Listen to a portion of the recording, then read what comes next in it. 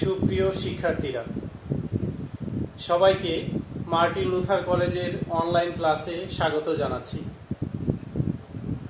প্রথম বর্ষের শিক্ষার্থীরা,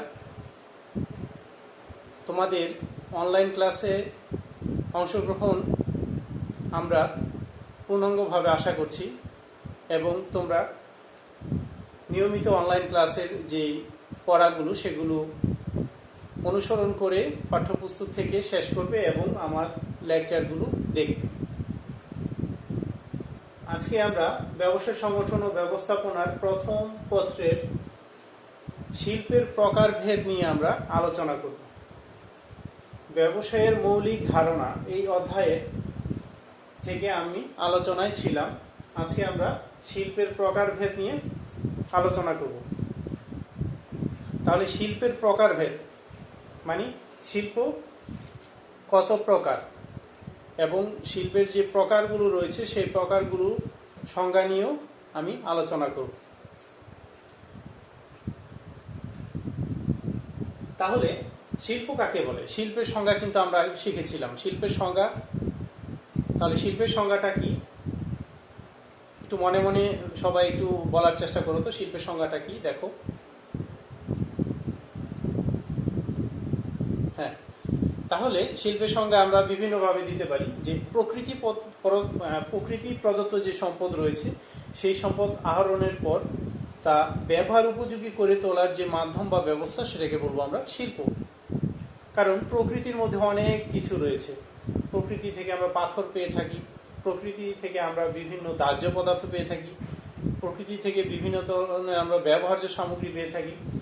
এগুলো কিন্তু পাওয়ার সাথে সাথে আমরা এগুলো ব্যবহার করি না, এগুলো প্রক্রিয়াজাত করি। যেমন পাথর থেকে সিমেন্ট তৈরি করা হয় বা পাথরগুলোকে প্রক্রিয়াজাত করে এগুলো ব্যবহার উপযোগী করে তোলা হয়।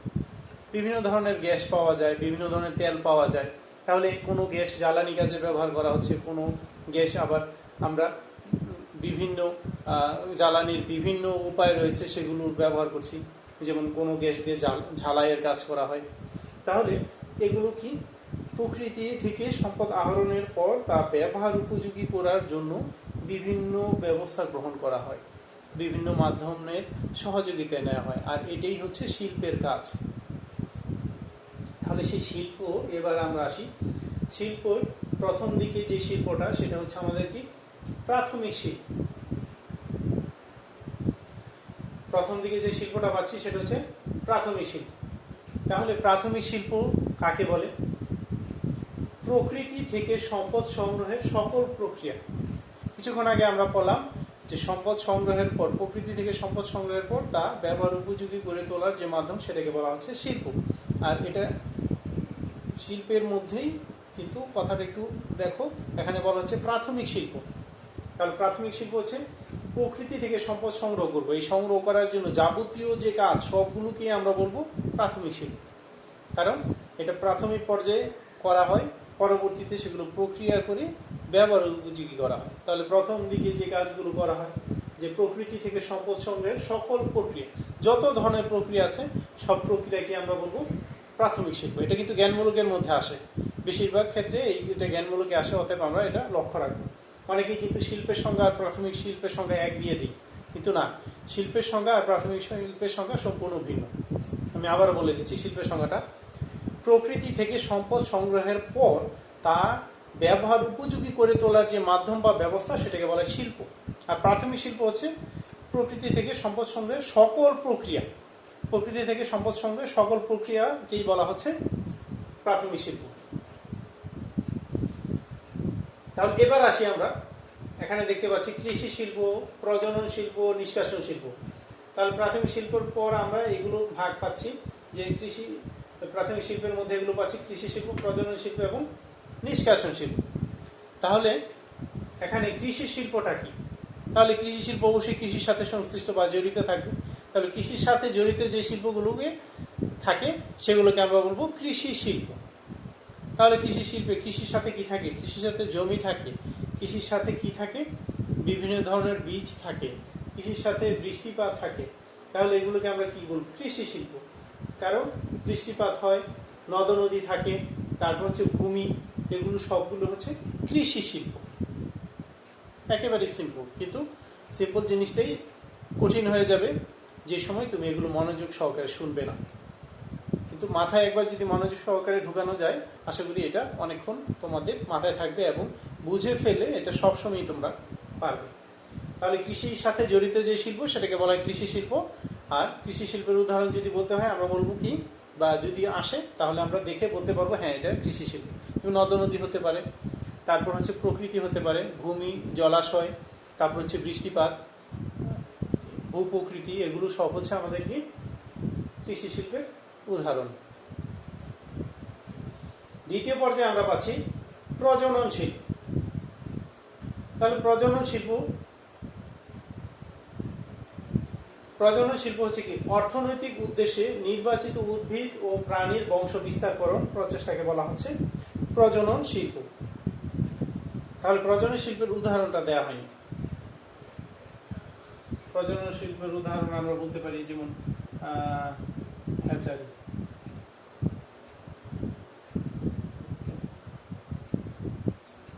তারপর হচ্ছে গবাদি পশু পালন।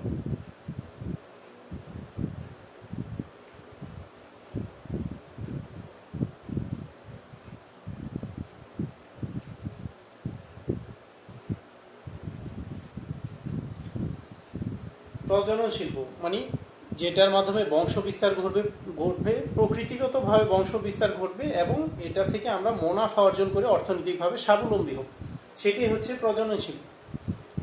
যেমন অর্থনৈতিক উদ্দেশ্যে নির্বাচিত উদ্ভিদ ও প্রাণীর বংশ বিস্তারকরণ প্রচেষ্টাকে বলা হচ্ছে প্রজনন শিল্প। প্রজনন শিল্পের মধ্যে কি হয়, উদ্ভিদ যেমন গাছ লাগানো হলো, সেই গাছ বড় হলো, সেখান থেকে কাঠ উৎপাদিত হলো, কাঠ থেকে ফার্নিচার তৈরি করা হলো।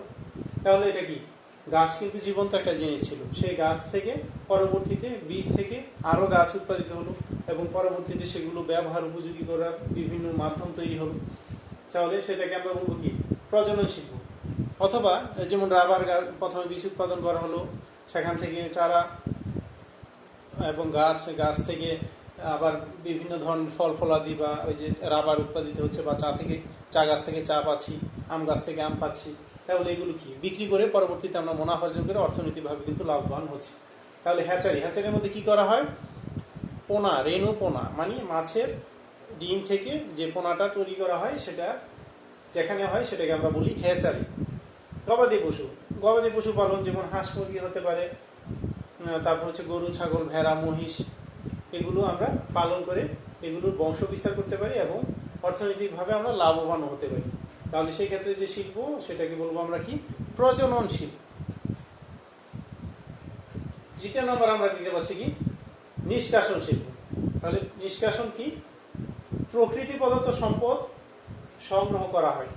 যে শিল্পের মাধ্যমে প্রকৃতি প্রদত্ত সম্পদ সংগ্রহ করা হয় সেটাকে আমরা বলবো কি, নিষ্কাশন শিল্প। যেমন নিষ্কাশন, ধরা গেল সমুদ্র থেকে আমরা যদি মাছ সংগ্রহ করি তাহলে সেটা কিন্তু আমাদের প্রজনন শিল্প হবে না, সেটা কিন্তু নিষ্কাশন শিল্প হবে। কেন? কারণ সমুদ্রের মধ্যে অনেক জিনিস থাকে, সেখানে উদ্ভিদ থাকবে, বিভিন্ন ধরনের উদ্ভিদ থাকে, বিভিন্ন ধরনের তারপর বিভিন্ন ধরনের মাছ থাকে, তারপর বিভিন্ন ধরনের প্রাণী থাকে। এগুলোর মধ্য থেকে আমার যেটা প্রয়োজন সেটা কিন্তু আমি ছেঁকে নিয়ে আসছি, মানে জাল ফেলে নিয়ে আসছি বা বিভিন্নভাবে এটা নিয়ে আসছি। তাহলে সেটা কিন্তু প্রকৃতি প্রদত্ত জিনিসটাই আমি আমার প্রয়োজন অনুযায়ী যেটা প্রয়োজন সেটা নিয়ে আসছে, এই জন্য এটা আমরা বলবো কি, নিষ্কাশন শিল্প। তাহলে নিষ্কাশন শিল্পের সংজ্ঞাটা কি, প্রকৃতি প্রদত্ত সম্পদ সংগ্রহ করা হয়। প্রকৃতি প্রদত্ত যে সম্পদ রয়েছে সেখান থেকে আমার প্রয়োজন অনুযায়ী আমি যেটা নিয়ে আসবো সেটা আমি যদি এই কাজটি যে শিল্পের মাধ্যমে করব সেটা হচ্ছে নিষ্কাশন শিল্প। তাহলে আমরা কি শিখলাম, প্রাথমিক শিল্পের সংজ্ঞা, প্রকৃতি থেকে সম্পদ সংগ্রহের সকল প্রচেষ্টাকে বলা হয় প্রাথমিক শিল্প। এবং পরে পেলাম কি, কৃষি শিল্প। কৃষির সাথে জড়িত যে শিল্প সেটাকে বলে কৃষি শিল্প। যেমন ভূমি হতে পারে, তারপর হচ্ছে ভূপ্রকৃতি হতে পারে, তারপর হচ্ছে জমি হতে পারে, তারপর বৃষ্টিপাত হতে পারে, এগুলোকে আমরা বলবো কৃষি শিল্প। তারপর প্রজনন শিল্প। প্রজনন শিল্প হচ্ছে অর্থনৈতিক উদ্দেশ্যে মুনাফা অর্জনের লক্ষ্যে, মানে অর্থনৈতিক উদ্দেশ্যে মুনাফা অর্জন করবো আমি, বা মুনাফা অর্জনের উদ্দেশ্যে বা অর্থনৈতিক উদ্দেশ্যে উদ্ভিদ এবং প্রাণীর বংশ বিস্তারকরণ যে প্রচেষ্টা সেটাকে বলা হয় প্রজনন শিল্প। মানে এখানে উদ্ভিদ এবং প্রাণীর প্রকৃতিগতভাবে বংশ বিস্তারও ঘটবে এবং এর সাথে সাথে কি হবে, আমার অর্থনৈতিক উন্নয়নও ঘটবে। এটা যে শিল্পের মাধ্যমে হয় সেটা হচ্ছে প্রজনন শিল্প। ধরা গেল আমি দুটি গাভী পালন করছি, গাভী এটা বাচ্চা দিচ্ছে, বংশ বিস্তার করছে, এর থেকে আমি দুধ বিক্রি করে লাভবান হচ্ছি, আবার বাছুর বড় হলে সেটা বিক্রি করে এখান থেকে অর্থ পাচ্ছি। তাহলে এটাকে আমরা কি বলবো, প্রজনন শিল্প। কারণ এটা বংশ বিস্তার করছে প্রকৃতিগতভাবে এবং এটা বিক্রির মাধ্যমে আমি অর্থনৈতিকভাবে স্বাবলম্বী হচ্ছি। তার উদাহরণ হচ্ছে হ্যাচারি, গবাদি পশু পালন। নিষ্কাশন শিল্প, নিষ্কাশন হচ্ছে প্রকৃতি প্রদত্ত সম্পদ সংগ্রহের যে প্রচেষ্টা সেটাকে বলা হয় নিষ্কাশন শিল্প। প্রকৃতি প্রদত্ত সম্পদ সংগ্রহ করা হয়, প্রকৃতির মধ্যে বিভিন্ন সম্পদ থাকবে, সেগুলো যেমন প্রকৃতির ভিতরে প্রবাল থাকবে, বিভিন্ন প্রাণী থাকবে, বিভিন্ন উদ্ভিদ থাকবে, পাথর থাকবে, এগুলো থেকে আমরা আমাদের প্রয়োজন অনুযায়ী যেটা আমরা নিয়ে আসবো, সেই যে শিল্পের মাধ্যমে সেটা কাজ করব, সেটাকে আমরা বলবো নিষ্কাশন শিল্প। আশা করি তোমরা প্রাথমিক শিল্পের যে তিনটি ভাগ, প্রাথমিক শিল্পের সঙ্গে এবং তিনটি ভাগ সুন্দরভাবে বুঝতে পেরেছো।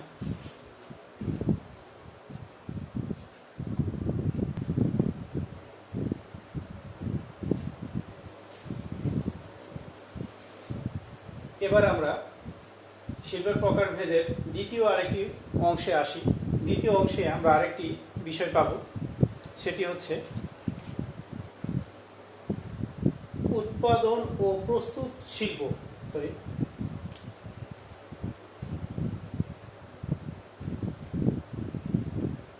উৎপাদন ও প্রস্তুত শিল্প। তাহলে উৎপাদন এবং প্রস্তুত শিল্প সম্পর্কে এবার আমরা জানব। প্রাথমিক শিল্পের পর এবার আমরা আসব উৎপাদন ও প্রস্তুত শিল্পের মধ্যে।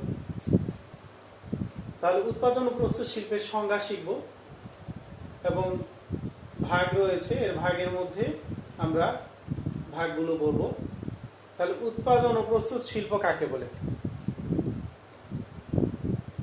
শ্রম ও যন্ত্রের সাহায্যে মানুষ খাটবে, শ্রম দিবে এবং যন্ত্র ব্যবহার করবে। এইভাবে যদি কাঁচামাল বা অর্ধপ্রস্তুত জিনিসকে মানুষের ব্যবহার উপযোগী করে তোলার জন্য উপযোগী পণ্য প্রস্তুত করা যে প্রক্রিয়া, সেটাকে বলে উৎপাদন ও প্রস্তুত শিল্প। তাহলে মানুষের শ্রমের মাধ্যমে এবং যন্ত্রের মাধ্যমে, মানুষের শ্রম এবং যন্ত্র উভয়ের সংমিশ্রণে কাঁচামাল প্রক্রিয়াজাত করে যদি সেগুলো মানুষের ব্যবহার উপযোগী পণ্য প্রস্তুত করা হয়, সেগুলোকে বলা হয় উৎপাদন ও প্রস্তুত শিল্প। এখানে উদাহরণ হিসেবে বলা হচ্ছে ভূগর্ভ হতে খনিজ সম্পদ সংগ্রহ। তাহলে ভূগর্ভ থেকে বিভিন্ন ধরনের খনিজ, মানে মূল্যবান যে খনিজগুলো সম্পদ সংগ্রহ করা হয়, সেগুলোকে আমরা বলতে পারি উৎপাদন ও প্রস্তুত শিল্প। উৎপাদন ও প্রস্তুত শিল্প। আবারও দেখি, শ্রম ও যন্ত্রের সাহায্যে, মানে যন্ত্র শুধু এককভাবে নয় বা শ্রম শুধু এককভাবে নয়, এখানে মানব শক্তি এবং বস্তুগত যে শক্তি দুটোটার সংমিশ্রণ ঘটবে। আর সেই সংমিশ্রণ করে কাঁচামাল বা অর্ধপ্রস্তুত জিনিসকে, সেটা একেবারে কাঁচামাল হতে পারে বা কিছুটা প্রস্তুতকৃত হতে পারে, মানুষের ব্যবহার উপযোগী পণ্যে প্রস্তুত করার যে প্রক্রিয়া, সেটাকে বলবো আমরা উৎপাদন ও প্রস্তুত শিল্প। এটার উদাহরণ হচ্ছে ভূগর্ভ হতে খনিজ সম্পদ সংগ্রহ। ভূগর্ভ হতে খনিজ সম্পদ সংগ্রহ।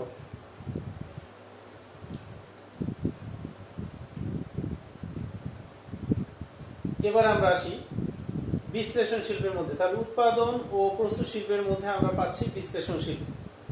তাহলে বিশ্লেষণ শিল্পটা কি, এটার উদাহরণ এগুলো আমরা একটু দেখি। একই পদার্থ হতে বিশ্লেষণ বা পৃথকীকরণের মাধ্যমে বিভিন্ন পণ্য সামগ্রী তৈরিকে বোঝায়। একই পদার্থ হতে বিশ্লেষণ বা পৃথকীকরণের মাধ্যমে বিভিন্ন পণ্য সামগ্রী তৈরিকে বোঝায়। একই পদার্থ থেকে, মানে এক পদার্থ একটাই থাকবে, কিন্তু সেই একটি পদার্থকে বিভিন্নভাবে মডিফাই করে বিভিন্ন ধরনের পণ্য সামগ্রী তৈরি করা হয়। বিষয়টা খুবই ইন্টারেস্টিং। যেমন ধরা গেল গাছ থেকে আমরা কাঠ সংগ্রহ করালাম। একটা গাছ, যেমন সেগুন গাছের কথাই ধরি না কেন, খুবই মূল্যবান একটি গাছ। তাহলে এই সেগুন গাছের ফার্নিচার আমরা তৈরি করব। তাহলে গাছ কিন্তু একটাই, সেগুন গাছ। সেই গাছ থেকে আমরা আসবাবপত্র তৈরি করছি। বিভিন্ন ধরনের আসবাবপত্র বলতে এখানে সোফা তৈরি হতে পারে, বিভিন্ন ধরনের খেলনা সামগ্রী, হতে পারে বিভিন্ন ধরনের যেমন ফ্রেম হতে পারে, ছবির ফ্রেম তৈরি হতে পারে, বা বিভিন্ন ধরনের ব্যবহার্য আরও যেগুলো বাড়ির মধ্যে সাজিয়ে রাখা যায় সেই ধরনের সামগ্রী হতে পারে, অথবা কাঠের তৈরি বিভিন্ন ধরনের নৌকাও তৈরি হতে পারে। তাহলে এগুলোকে আমরা কি করতে পারি? মানুষের ব্যবহার উপযোগী করতে পারি, তাহলে এই যে বিষয়গুলো, এগুলো কিন্তু আমরা এটা বিশ্লেষণ ধর্মী আমি বলছি না, মানে এই যে এগুলো একটা গাছ থেকে কিন্তু বিভিন্ন জিনিস তৈরি করা হচ্ছে। তাহলে সেটি প্রকৃতি থেকে আমরা যেই জিনিসগুলো সংগ্রহ করব, সেই সংগ্রহের জিনিসটা থাকবে একটা, কিন্তু সেটা থেকে বিশ্লেষণ করে বিভিন্ন জিনিস তৈরি করা হয়, আর সেটাকে বলা হয় বিশ্লেষণশীল। এই জন্য বলা হচ্ছে একই পদার্থ হতে, মানে পদার্থ যেটা উৎপাদন করবে একটাই পদার্থ থাকবে, কিন্তু সে একটা পদার্থকেই রূপের পরিবর্তন করে বিভিন্ন জিনিস তৈরি করা হয়, আর এটাকে বলা হচ্ছে বিশ্লেষণশীল। যে শিল্পের মাধ্যমে একই ধরনের পদার্থ প্রকৃতি থেকে সংগ্রহ করে সেটার রূপ পরিবর্তন করে বিভিন্ন কাজে ব্যবহার করা হয়, সেটাকে বলা হচ্ছে, বা বিভিন্ন পণ্য তৈরি করা হয়, সেটাকে বলা হয় কি? বিশ্লেষণ শিল্প। যেমন পেট্রোল, কেরোসিন ইত্যাদি। পেট্রোলও জ্বালানি, কেরোসিনও জ্বালানি। এরপর আমরা আসি যৌগিক শিল্প। তাহলে মৌলিক শিল্প, যৌগিক শিল্প, আমরা 9-10 যদি আমরা বিজ্ঞানের কিছু অংশ পড়ে থাকি কমার্সে, আর যদি সায়েন্সে থাকি তাহলে ভালো মতোই বুঝতে পারবো। যৌগিক শিল্প আর বিশ্লেষণ, যৌগিক আর মৌলিক। মৌলিক হচ্ছে যে পদার্থ, মানে যাকে ভাঙলে যেই পদার্থকে ভাঙলে সেই পদার্থ ব্যতীত অন্য কোনো পদার্থের কোনো অস্তিত্ব খুঁজে পাওয়া যাবে না, বা ভিন্ন ধর্মের কোনো অস্তিত্ব খুঁজে পাওয়া যাবে না, সেটা হচ্ছে মৌলিক। আর যদি নিজ ধর্ম ব্যতীত বা নিজের বৈশিষ্ট্য ব্যতীত অন্য কারো কোনো বৈশিষ্ট্য বা অন্য কোনো কিছু পদার্থের মধ্যে পাওয়া যায়, তাহলে সেটাকে আমরা বলবো যৌগিক পদার্থ। তাহলে যে পদার্থকে ভাঙলে একাধিক পদার্থ পাওয়া যায় সেটা হচ্ছে যৌগিক পদার্থ, আর যে পদার্থকে ভাঙলে সেই পদার্থের ধর্ম বা সেই পদার্থের বৈশিষ্ট্য ছাড়া অন্য কোনো নতুন কোনো বৈশিষ্ট্যের বা ধর্মের অস্তিত্ব খুঁজে পাওয়া যায় না, সেটা হচ্ছে মৌলিক পদার্থ। তাহলে যৌগিক শিল্প সেই একই জিনিস, যে শিল্পে পৃথক পৃথক পদার্থের সংমিশ্রণে নতুন দ্রব্য তৈরি করা হয়। তাহলে আগেরটা কি ছিল? আমাদের পদার্থ থাকবে একটাই, কিন্তু একটা পদার্থকে বিভিন্ন রূপ দিয়ে বিভিন্ন পণ্য তৈরি করা হবে, সেটা হচ্ছে বিশ্লেষণ শিল্প। আর যৌগিক শিল্পটা হচ্ছে ব্যতিক্রম সম্পূর্ণ। বিভিন্ন শিল্প থাকবে, বিভিন্ন শিল্পের বিভিন্ন পদার্থ থাকবে, শিল্পের মধ্যে থেকে বিভিন্ন পদার্থ উত্তোলন করা হবে, কিন্তু সবগুলো সংমিশ্রণে কি করা হয়? একটা পণ্য তৈরি করা হয় বা নতুন একটি দ্রব্য তৈরি করা হয়। যেমন যে শিল্পে পৃথক পৃথক পদার্থের সংমিশ্রণে নতুন দ্রব্য তৈরি করা হয়, মানে শিল্পের বিভিন্ন ধরনের পদার্থ থাকবে, বিভিন্ন ধরনের পদার্থের সংমিশ্রণে একটি বস্তু বা একটি দ্রব্য তৈরি করা হবে। যেমন সিমেন্টের সবগুলো জিনিসই কিন্তু প্রাকৃতিকভাবে এগুলো তৈরি করে নিয়ে আসা হয়। তাহলে এগুলোর মধ্যে কিন্তু একটি পদার্থ নয়, বিভিন্ন ধরনের পদার্থ রয়েছে। যেমন সারটাও কিন্তু বিভিন্ন পদার্থের সংমিশ্রণ। সাবানও কিন্তু বিভিন্ন পদার্থের সংমিশ্রণ, মানে পৃথক পৃথক পদার্থের সংমিশ্রণে এসে নতুন একটি দ্রব্য বা নতুন একটি পণ্য সৃষ্টি হয় যে শিল্পের মাধ্যমে, সেটাকে বলবো আমরা যৌগিক শিল্প। তাহলে আমরা শিখলাম বিশ্লেষণ শিল্প, যৌগিক শিল্প। আশা করি এই দুটা তোমরা বুঝতে পেরেছো।